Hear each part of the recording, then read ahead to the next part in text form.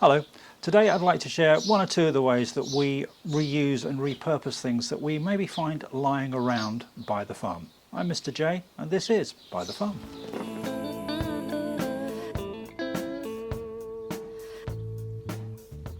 One thing you know we already use quite a lot, the trusty pallet. We've used them for compost bays and for fencing and for all sorts of other purposes as well, including firewood on occasion. These, fortunately, we've managed to find a couple lying around our new site. One of the other things that we use a lot of is baling twine, and there's some here, although this is probably a little bit old to use, but I'm finding lots of other pieces that we can use on a regular basis, and I use them to strap together pallets. We also use them to tie up things like bamboo canes that we use to make beam supports. There are a myriad of uses for baling twine. So if we find it, we save it, and it's just there ready to use whenever we need it. And we have little pockets and pieces of baling twine all over the place that we've gathered up and stuck somewhere safe, because you never know when you're going to need a bit in a hurry. There are other things as well. I mean, looking around this place, there's quite a lot of I don't even know what it is, actually. I don't. It's a plasticky type with a wood background, but there are bits of it that are loose lying around, and they will get used without a doubt for things like putting the front of compost bays. Or... Absolutely, and I put one panel at the back of the compost bay to stop everything falling out the back. Yeah.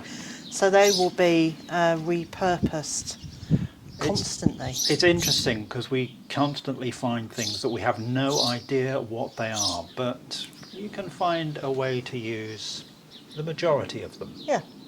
Another thing that we've recently repurposed is some former chicken housing in order to create a safe space for our friends the ducks, who are very noticeable by their voice at the moment.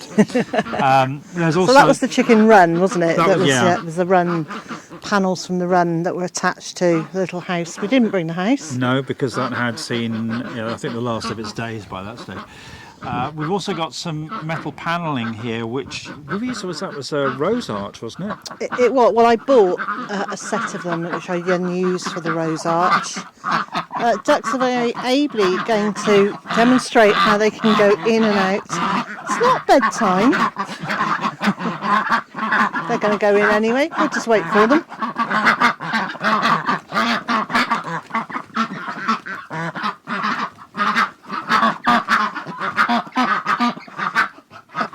Okay, so this does actually close.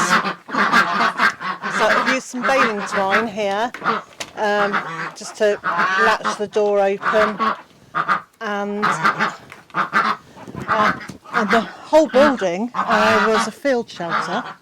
Yeah. That was here when we moved in. And the sheep are already a little bit annoyed that they can't get into it, but they have plenty of space as they can shelter from the sun. And the rain and all that, so they've got as a dry shelter, an open fronted one next door. So we've got, this has been some good repurposing. Yeah. This took quite a lot of working out what we were going to do, and actually some of these pieces of wood were formerly fencing, weren't they? So they were fence posts going across. And some of them are things we brought up with us that had been used for I think we used them for part of the old chicken walkway, the covered walkway. Covered walkway for the chickens, and then it became the brassica cage. All those things, all that wood got recycled, brought with us, and they're now all going to realise they are not being shut in. Come on then, out you come. Out you come. The only difficulty, the downside with this, is that to get the eggs, I have to crawl in through that hole. And anyone who follows us on Instagram will know that I said tomorrow we'll get a door put on there that's human size. That was a few days ago. But you know that tomorrow never comes. Absolutely. And we will get that done before too long, because I can't keep to. crawling. I can't, and also we need to be able to get in to muck it out. Yeah. So. But it's one of those jobs that we will get round to. And it'll be sooner rather than later, but there have been a few things that have cropped up in the interim. Absolutely, and some really important things like collecting the very last of our stuff from Monmouthshire, and also creating a new bed for us as humans. So here they go again.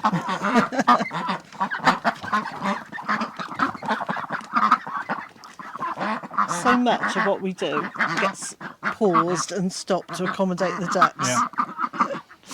It's not just Monty that thinks they own the place, you know. Yeah, no, well, they're very convinced they are the bosses in this area, at least.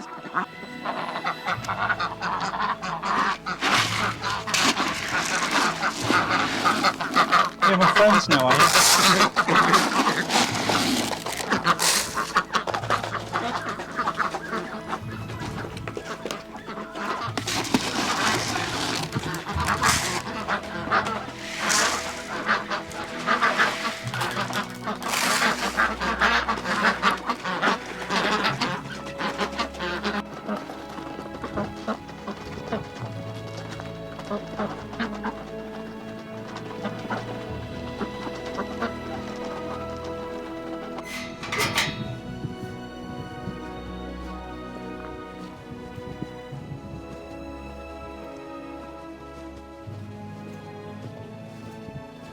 Some things are easier to pick up and reuse than others. Like baling twine is, you know, just shove it in your pocket.